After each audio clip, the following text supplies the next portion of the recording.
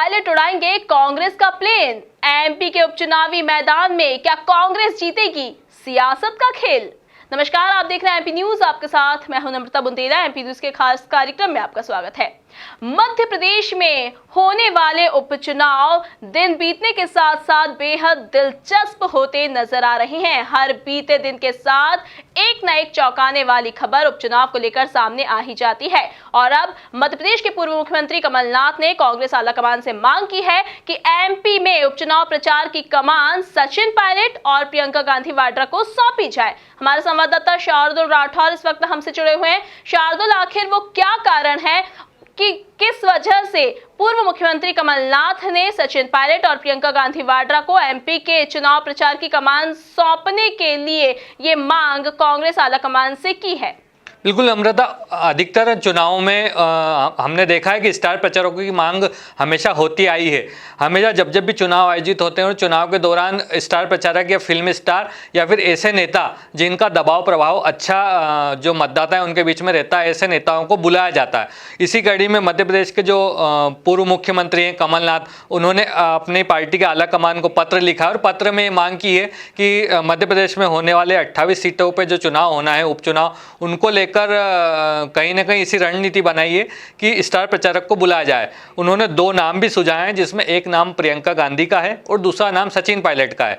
फिलहाल सचिन पायलट ने हामी भर दी है और सचिन पायलट आने वाले दिनों में हमें देखने को मिलेगा कि मध्य प्रदेश की जो 28 विधानसभा सीटें हैं उनमें से कुछ सीटों पर वो कांग्रेस पार्टी के लिए मतदान की अपील करते नजर आएंगे।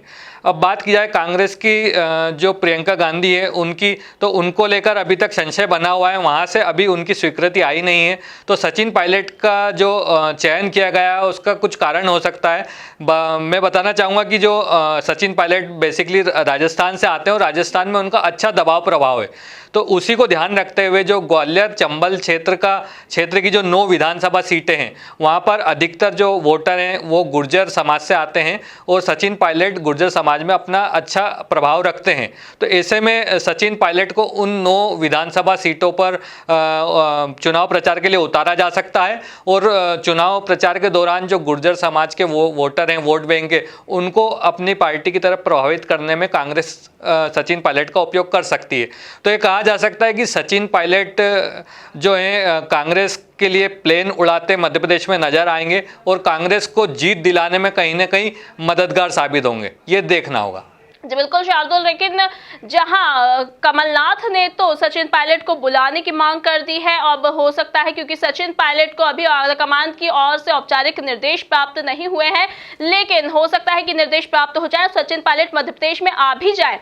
लेकिन कांग्रेस के इसके साथ ही एक और ये बात है कि क्या मध्य प्रदेश का ये उपचुनाव सिंधिया वर्सेस पायलट बन जाएगा, क्योंकि सचिन पायलट और ज्योतिरादित्य सिंधिया काफी घनिष्ठ मित्र हैं, ये सभी जानते हैं और हर विपरीत परिस्थितियों में एक दूसरे के साथ हमेशा खड़े नजर आए हैं। लेकिन अब ज्योतिरादित्य सिंधिया ने जहां पार्टी बदली है, उसके साथ ही क्या मध्य प्रदेश में कांग्रेस सिंधिया वर्सेस पायलट ये उपचुनाव बनाना चाहती है?